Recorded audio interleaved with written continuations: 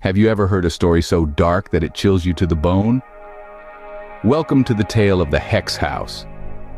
Nestled in the shadows of Tulsa, Oklahoma, this infamous location whispers tales of terror from the 1940s. Here, a woman named Carol Ann Smith wielded a sinister power over two captives, hidden away in her basement. Her dark practices, cloaked in the guise of witchcraft and hexes, promise a chilling narrative of control and mystery. What you are about to hear is not just a ghost story, but a real-life horror that unfolded in the heart of Oklahoma. Imagine a quiet, unassuming house on a peaceful street. Now imagine the darkest secrets it might hide. In the heart of Tulsa, a seemingly serene residence harbored a chilling reality beneath its floors.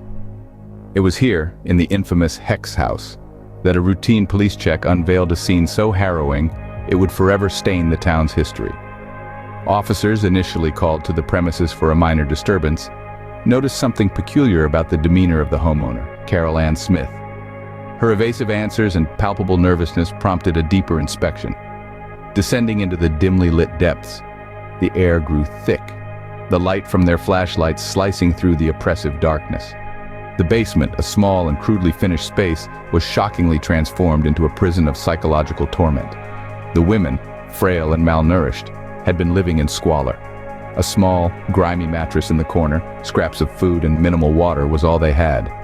Carol Ann Smith had held them under her control, claiming her actions were the result of a powerful hex. As the officers led the women out of that dark place, the true extent of the horror began to unfold. The community was left reeling as details emerged of the control and cruelty exerted by Smith. This was only the beginning of a story that would shock the community and the nation. Behind the horrors of the Hex House was one woman, Carol Ann Smith. A figure shrouded in mystery and malevolence, Smith's background was as chilling as the acts she committed. Born in the early 20th century, her life took a dark turn as she delved deeper into the occult and witchcraft, drawing on ancient and forbidden knowledge to exert control over those around her. Carol Ann Smith was not just a practitioner of witchcraft. She was a master manipulator, using her skills to bind and break the wills of her victims. She claimed her powers came from a series of complex hexes and spells, which she meticulously crafted and cast. These weren't mere parlor tricks or illusions. No, they were sinister spells, woven into the very lives of two young women she kept captive in her basement. The conditions were dire. The basement, a small damp room with barely enough light to pierce the gloom, became a prison. Here, the two women lived, or rather, survived, under Carol's watchful eye. The psychological torment was relentless. Carol convinced her captives that they were bound to her by powerful hexes, that any attempt to leave or disobey would result in catastrophic consequences.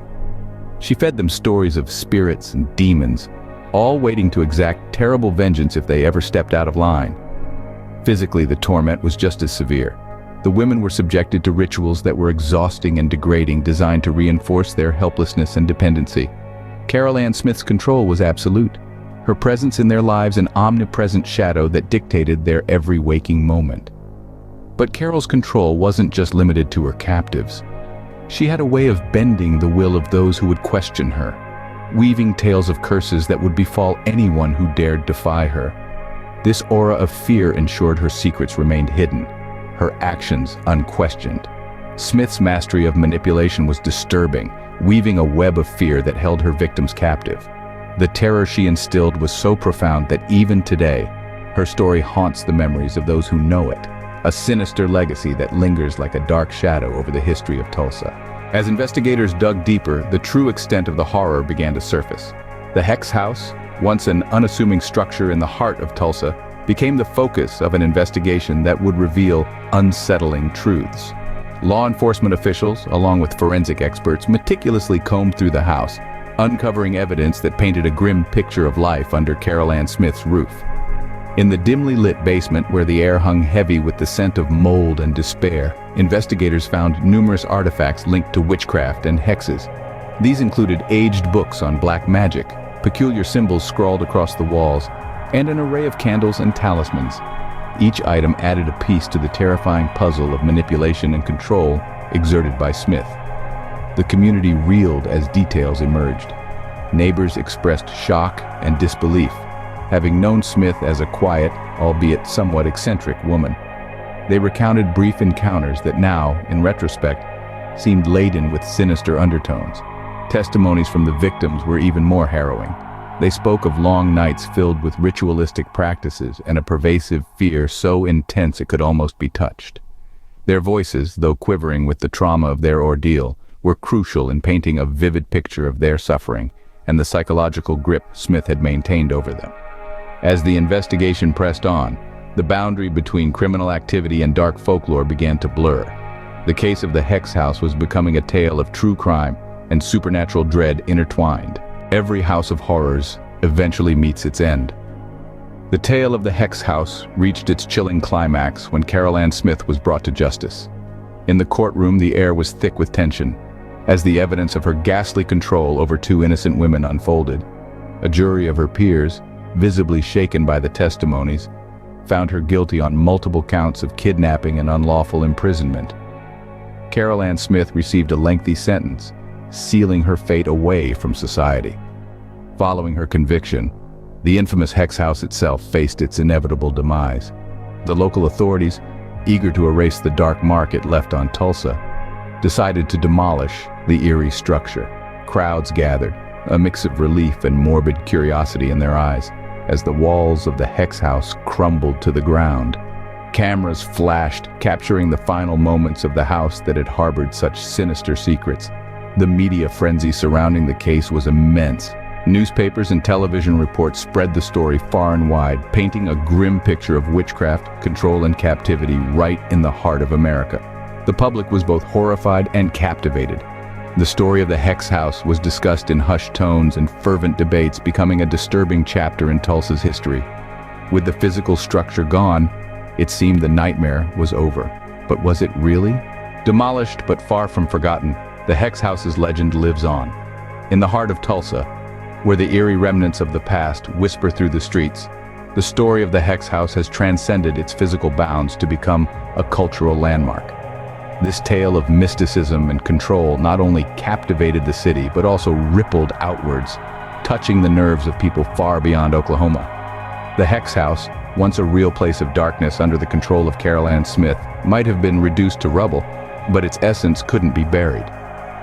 Inspired by the chilling history of the original site, a haunted attraction bearing the same name emerged, turning fear into a form of entertainment and remembrance.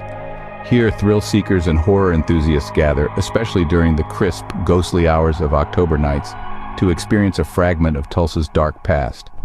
This attraction is not merely a collection of jump scares and eerie props. It serves a deeper purpose. By walking through the recreated environments, visitors engage with a story that is part historical, part horror legend.